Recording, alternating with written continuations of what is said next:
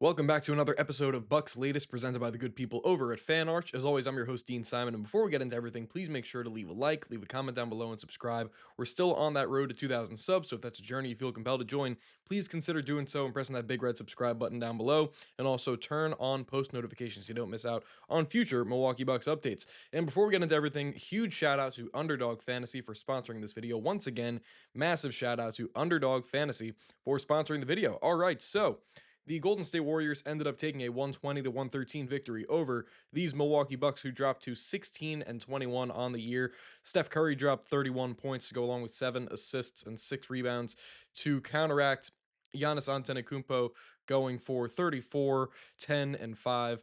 Only 2 turnovers on the night for Giannis as well. And overall, I think this was a pretty clean game for the Bucks, but the only problem with me in this one is just that the Warriors happen to play a little bit of a cleaner game.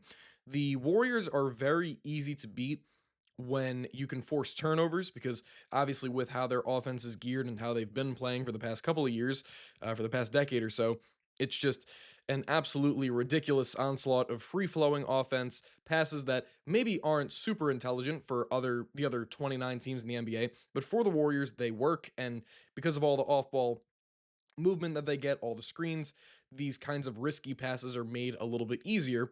But the way that other teams have been able to capitalize against them is, by putting them in even more uncomfortable positions to the point where those risky passes, go over the line instead of teetering it, instead, like, with regard to being too risky. But the Bucks couldn't really intercept too many passes, but instead it was more or less it was KPJ with 5 of his turnovers. And otherwise it was pretty limited. But the one thing is that the Warriors won the turnover battle as they only had, what was it, 9 on the game. Yeah. So you're not really going to get that great of a result when you can't keep this Warriors team's turnovers at a high level. But anyways, I feel like the defensive effort against this Warriors team was just about as good as it could be, and specifically from, let's say, a guy like Ryan Rollins, who of course was going to have the main Steph Curry assignment for most of the game. And I feel like Ryan Rollins, again, when you consider the talent that he's going up against, when you consider who it is on the opposite side, that it's Steph Curry, still in the prime of his career for all intents and purposes, you figure that this was a pretty good defensive game from Ryan Rollins, at least when he was actually, with that matchup concern, he was actually matched up with Steph. I feel like he did a pretty decent job of holding him or holding his own, and also limiting the amount of good, like genuinely good 3-point looks for even a guy like Steph Curry to take. He finished 3 of 9 from three in this game.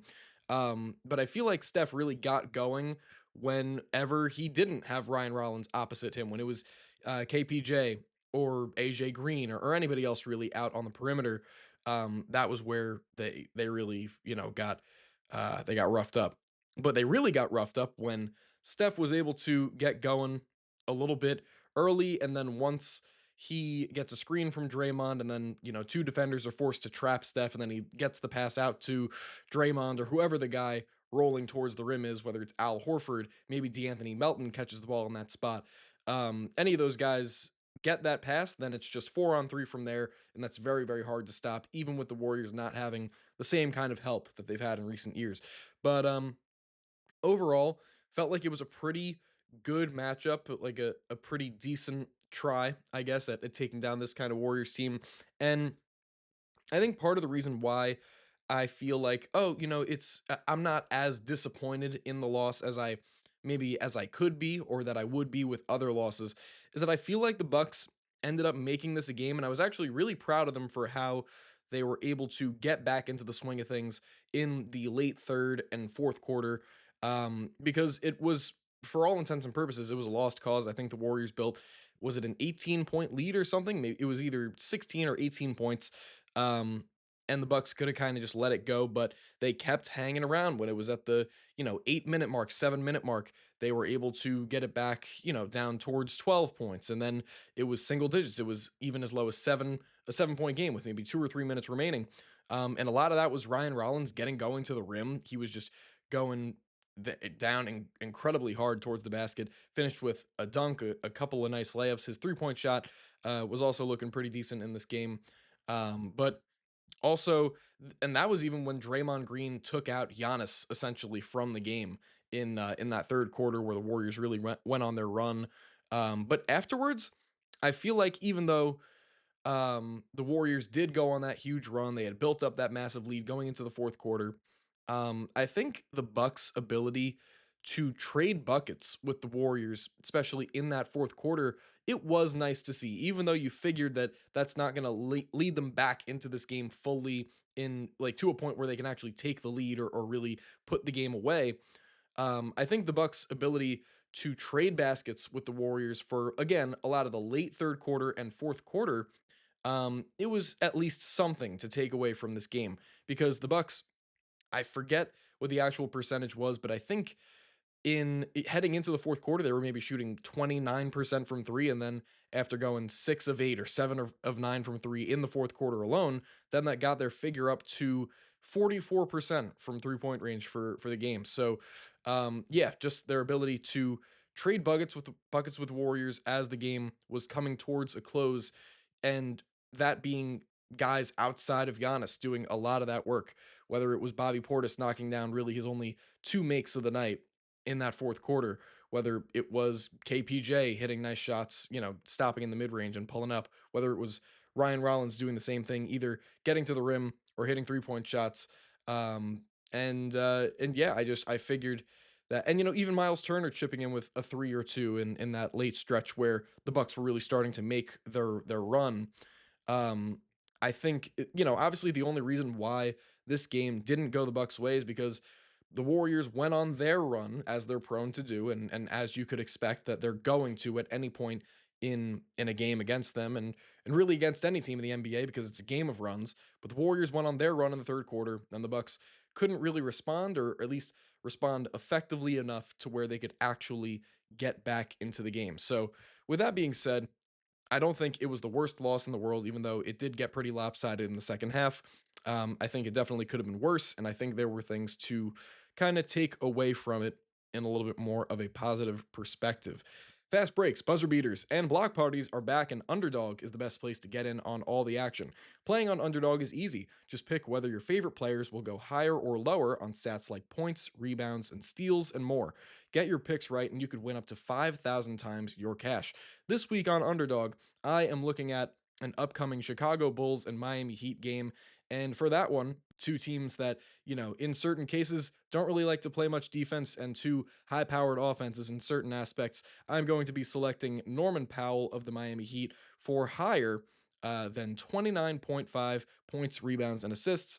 And I'm also going to be looking at the Chicago Bulls, Modest Buzelis, and I'm going to be going higher than 26.5 points, rebounds, and assists for them. I'm just going to be, hammering the higher on points, rebounds, and assists because I think the offense is going to be sparked in this game.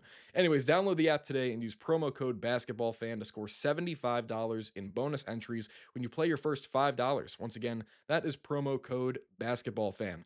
Underdog, make picks, win money.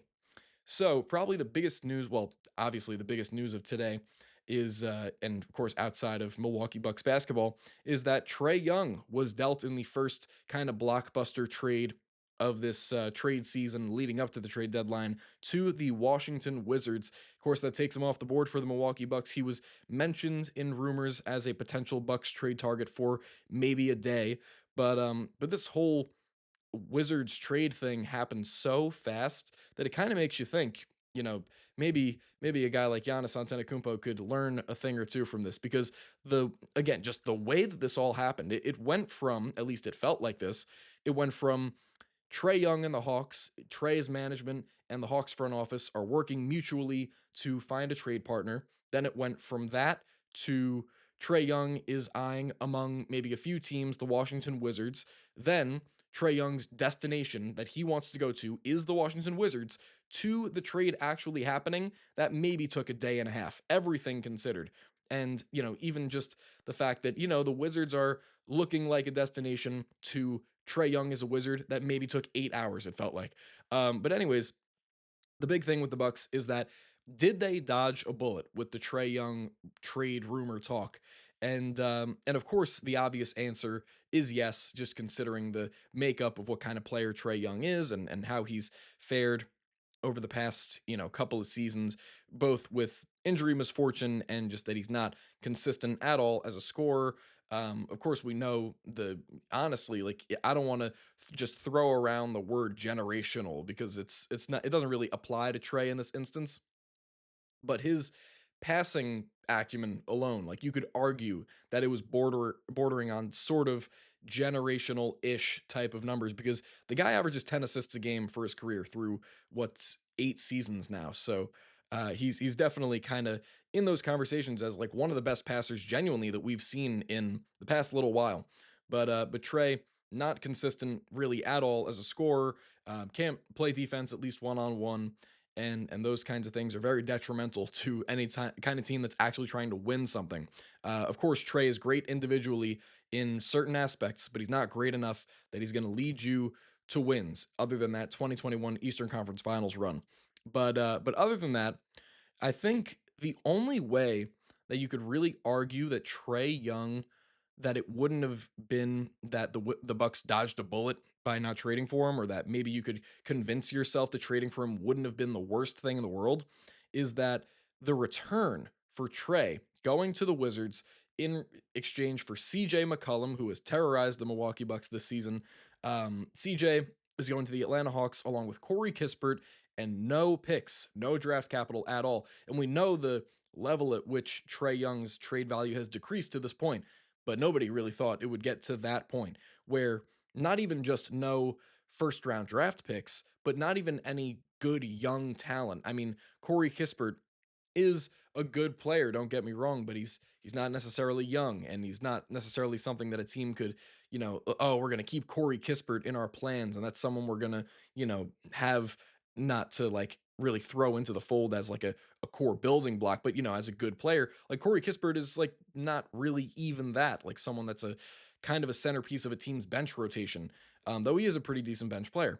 Anyways, I say this all to say that maybe the Milwaukee Bucks didn't dodge a bullet because if they knew what it would take, or I guess in this case, what it wouldn't take to get Trey Young on the team, maybe it would have made more sense to go and get him. If you knew for a fact, maybe that the 2031 unprotected first round pick, maybe that it just had no place in this trade. Maybe there was no need for it at all. And there could have been a world where it was Kyle Kuzma and Bobby Portis and and Gary Harris, and that was it. And there was no trade or there was no draft capital, there was no young players or prospects thrown into the deal, that it was just those three guys. If that was a possibility, then maybe the Bucks would have thought differently, but I feel as though that 2031 pick, that was definitely the holdup. Like that's probably what at least would have been the holdup. So yeah, did the Bucks dodge a bullet by not getting in on the Trey Young trade sweepstakes? Yes, but it makes it a little bit harder to say yes considering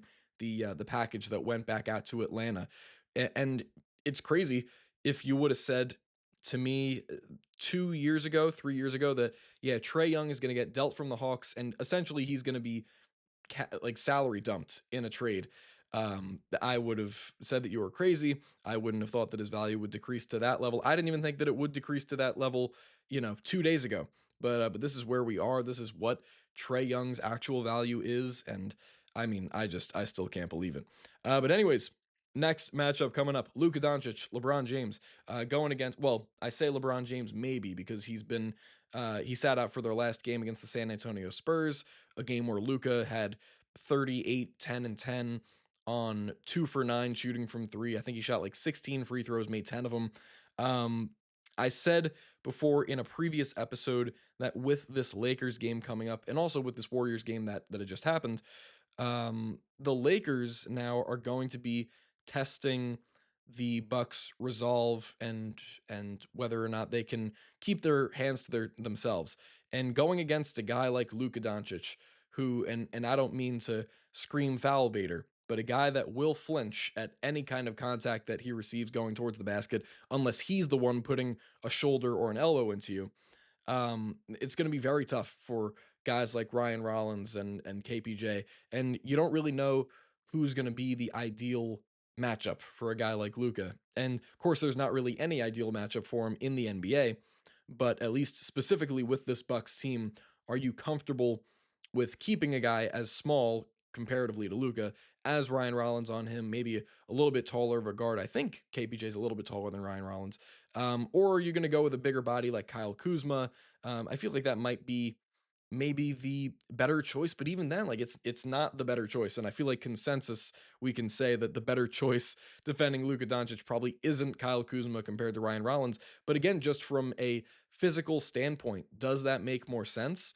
You could argue nowadays maybe it doesn't, because with how Luka has slimmed down and now he's a little bit more agile, maybe you need a guy like Ryan Rollins to kind of keep up with him in that aspect of things. But it'll definitely be very interesting to see how the Bucks try to counteract Luca, especially if LeBron is playing. Like that would just add obviously another complete dimension to this game. But assuming LeBron might be out for another game after sitting out against San Antonio, what are the Bucks going to throw at Luca? I feel like that's going to be the main conversation. And are they going to get maybe guys like Gary Harris on him, where they're more veteran guys, maybe guys that kind of know how Luca plays a little bit more, how he likes to bait certain guys into certain motions, where Gary Harris maybe might not stick his hand in the cookie jar as much to give Luca the chance to kind of go up for a shot under arms and get to the free throw line as easily.